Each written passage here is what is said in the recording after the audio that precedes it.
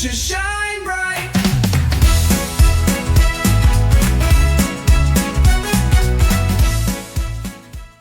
Everybody, this is Jamie Dickenson, and welcome to the Jamie Dickenson Show. I have with me my office manager, Ethan Chase, and we would like to come to you today and talk about AP classes. So we work, predominantly with high school students, and there's a lot of questions out there. Should they take an AP class? Should they take a dual enrollment class? So there's a lot of confusion about AP classes. So Ethan and I are just going to have a little chat today about AP, and hopefully we can clarify some things for you. Correct, Ethan? Yep, you're right on the money, Jamie. Did you take AP classes in high school, Ethan? Yeah, I started my sophomore year with AP World, AP US, so AP World, AP US History. Junior year, I took AP English Language, AP European History, and then senior year, I took AP Spanish, AP Gov, and I think that's about it. Well, you're just a smarty pants. That was very good. We didn't have AP classes when I was in high school.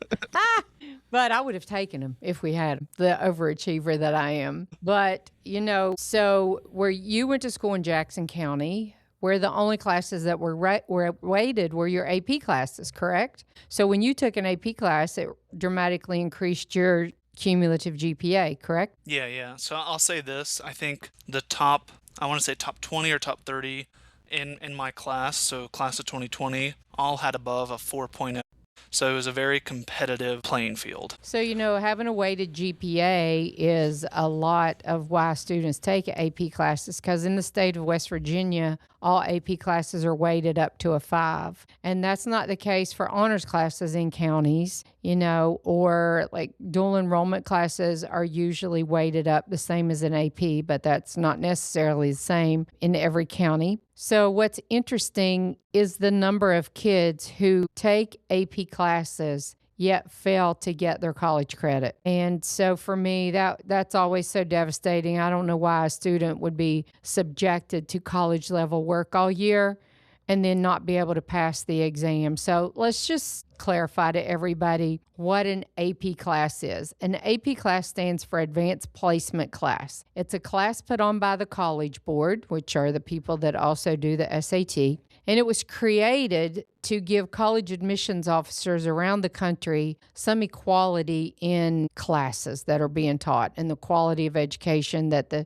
students have and have they grasp material and all that. And Ethan, you and I both know we have kids from all around the state, all around the country actually, and we can see a dramatic difference in comparing a GPA to an ACT or an SAT score. So you and I both came out of rural high schools, and so our test scores are not nearly as high as some of the, the top schools in the state. And so it was very difficult for college admissions officers to level the playing field. So if someone takes college English at Logan High, where I went to college, or at Ravenswood High, where you went, college admissions officers don't truly know what it entails. Whereas AP English Language, AP English Literature has a standard curriculum, and in theory, it should be taught the exact same way all around the country. So that if somebody at one of our high schools takes AP English Language and somebody in California, Massachusetts, Ohio, wherever takes the same class,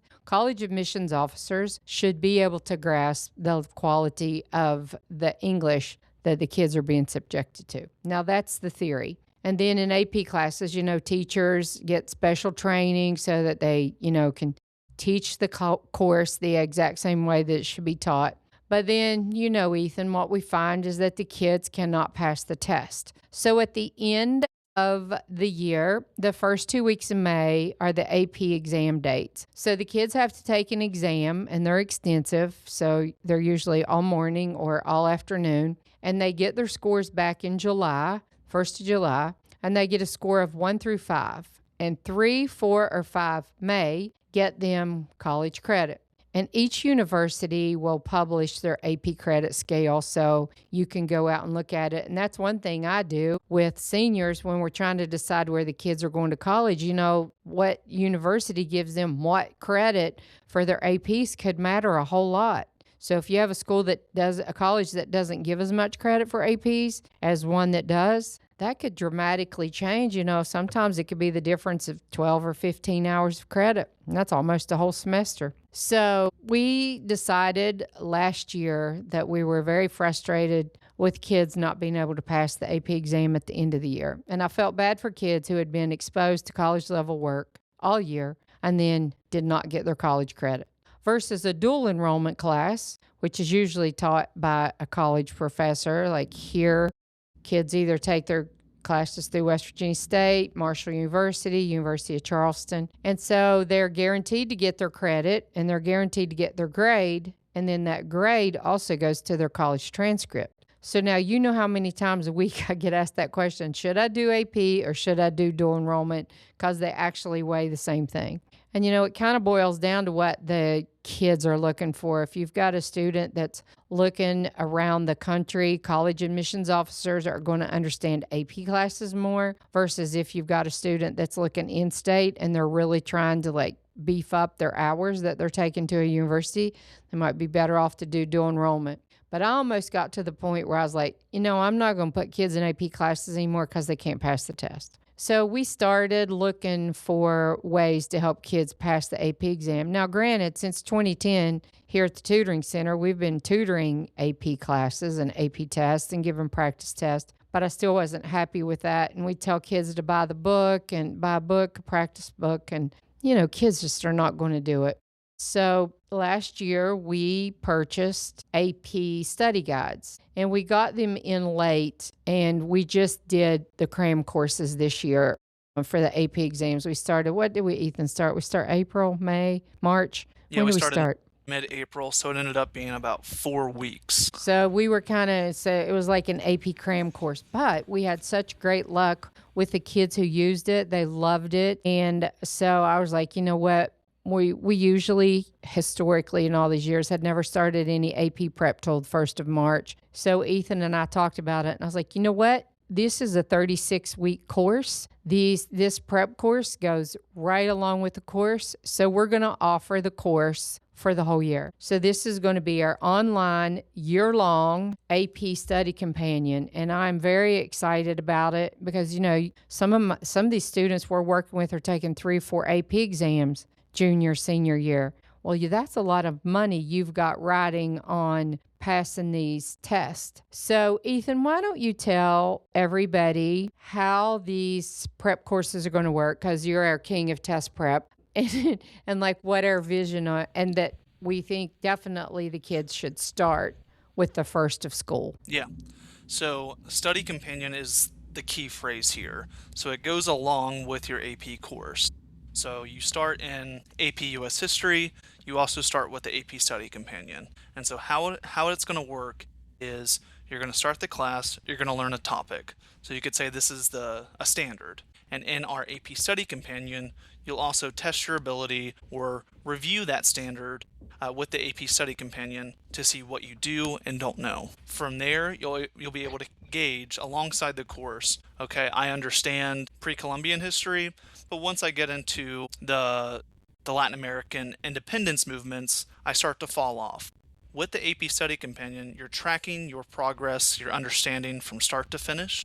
That way, come May, when you take the AP exam, you're able to pinpoint your exact weak areas and what you should go back and review. So instead of, okay, I've got to study from the beginning of the school year until May, I can pinpoint these exact weak areas to focus on before the AP exam. So in essence, you follow along with your class, you practice the standards as you're learning them, and you start to build mastery throughout the whole class.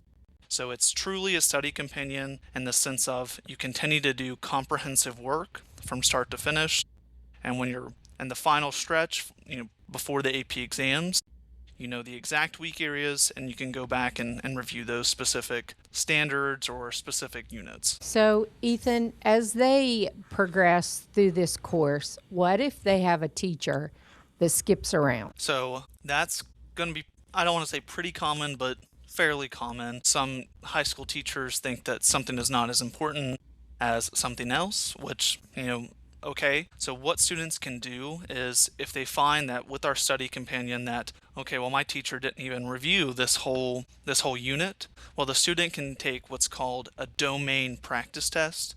to gauge their understanding. So let's go back to that U.S. history example. Let's say we're talking about Civil War era material. So say your teacher, for whatever reason, and I'm not saying that they will do this, skips that whole from 1861 to 1865. I'm probably, flubbing on the dates there. What you can do with the study companion is go back, review that material, not only do practice to, gauge your understanding, but review lessons, so history lessons in the sense, to further your understanding so that way you're not missing any material for your AP test. Seeing another thing, you got these kids who are athletes who are gone, who miss class or, spring break, and it's hard for them to get caught up. Whereas this way, you've got this online prep course where the kids can systematically work themselves through the course. And when they go in to take the exam, they'll feel 100% prepared. I think it's very difficult on kids who are taking AP exams who are on the block schedule. So Putnam County here is on the block schedule. So they have 4 classes first semester, and then they have 4 classes second semester. So let's talk an AP class for first semester. So they're going from August to December or the 1st of January in the AP exam, in an AP class, and the exam is not till the first 2 weeks of May. Now that's a long time for a kid to keep that material in their head. So that's hard.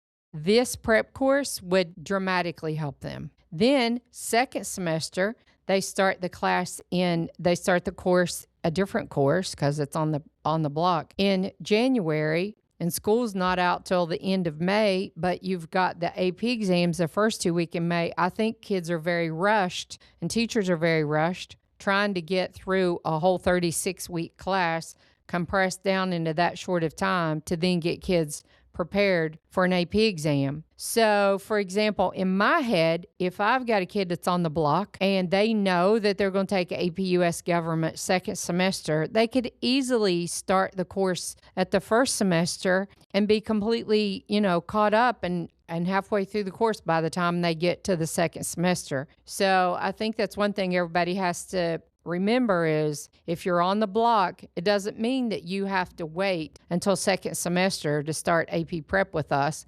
You can easily start it whenever. And while we say that you should start it along with the beginning of class, we're not demanding that you do, and we understand kids procrastinate. And yes, we will still offer the crash and the cram in the spring just because I really want kids to use every available option to help. But I'm really excited about this AP Long Study Guide for kids. I think it's really, really going to help kids understand the class, do much better in the class, because now the tests, they got practice tests in there that are to the exams. And I think it will be just a win-win for everybody all the way around. And I mean, the actual nuts and bolts of the program, I think, Ethan, you are much more familiar with them. But I'm just really excited to help kids pass their AP exams because, there's a thing called the AP Scholar, which looks great on an admission application. You have to have 3 AP exams by the end of 11th grade with an average score of 3.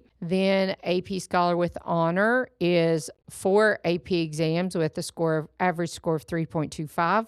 And then AP Scholar with Distinction is 5 APs with an average score of 3.5 on an admission application. Looks phenomenal. And, if you think about it, Ethan, these parents are already paying, $80 to $100 to take the class. If the kids do pass the test, that'll test them out of 3 hours of college credit. Well, that's a minimum of $1,000 to $1,500 for a college class. So I think it's very economical, to pay $200 or $300 for a prep course to get that type of return on your investment on your money. So do you want to tell everybody how the courses are priced? Yeah. We have kind of a tier structure. So if you just do one AP course, that's a flat rate of $299.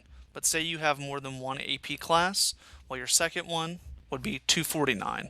And if you just so happen to have 3 or more, each additional one would be $199. So the more AP classes that you're taking, the cheaper the course will be as you go on.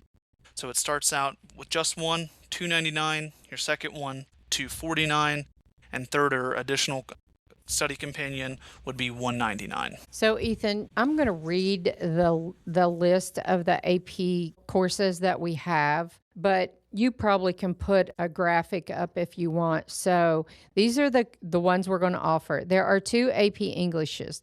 One is AP English Language. The other is AP English Literature. We have AP Calculus AB. We do not have BC. Sorry to say, we only have AB. AP Pre-Calculus, AP Statistics, AP Biology, AP Chemistry, AP Environmental Science, AP Human Geography, AP Macroeconomics. We do not have microeconomics, only macro. AP Psychology, U.S. Government, AP U.S. History, and AP World History. Now, Ethan, another way these AP courses could be good is if you had students who wanted to challenge the AP exam, which means you can take the AP exam and try to get your college credit even if you didn't take the class. But so if you had somebody who took psychology in high school and wanted to use the AP prep course to study AP psychology and take the AP exam at the end of it, well, I think that would be really smart.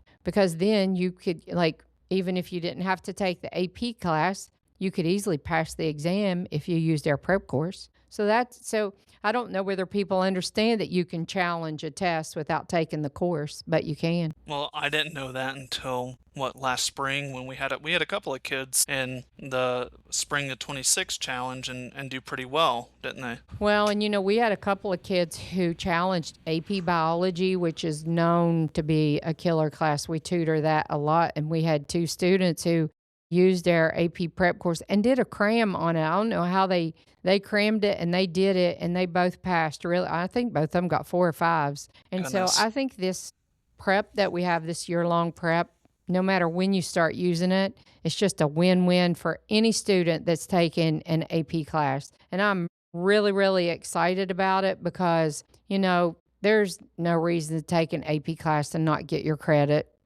But there are apparently some schools that don't require the kids to take the test. And I just tell the kids all the time, yes, you might as well just take the test, though, because what if you get your credit? But I don't know. I just wouldn't subject a kid to that caliber of work if you can't do it. And then just think about if you don't pass the test. Think what you prove to a college admissions officer, that you cannot do college level work. So they don't know if your school did or did not require it, and if you didn't do it, or if you took it and your teacher didn't teach you the test and you only got a 1 or a 2. Immediately, a college admissions officer said they think, well, this kid can't do college level work. So if I've got a kid that can't pass an AP exam, I'm like, why do it? Just do dual enrollment. So I think for those reasons, kids, parents should really think about if they've got kids that are going into AP classes for whatever, if it's a course that we've got a prep course, a year-long prep course, that you should really get in it from the beginning